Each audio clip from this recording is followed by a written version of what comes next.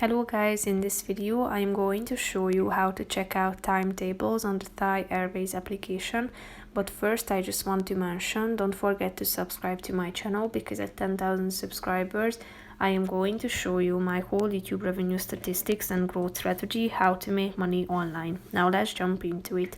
First of all, open the application on your phone. After that you should tap on the More button down below in the right side corner of the screen. Then scroll down and tap on timetable. After that, select the type of trip, such as round trip or one way.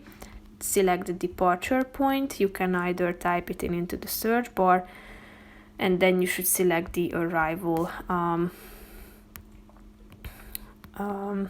or the destination. Then select the travel dates, and after that you should click on the show timetable button down below to check out the available flights and their timetable.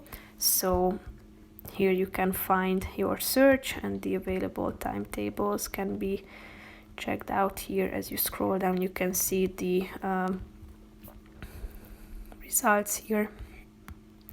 So that's pretty much it for this video, guys. See you in the next one. Bye bye.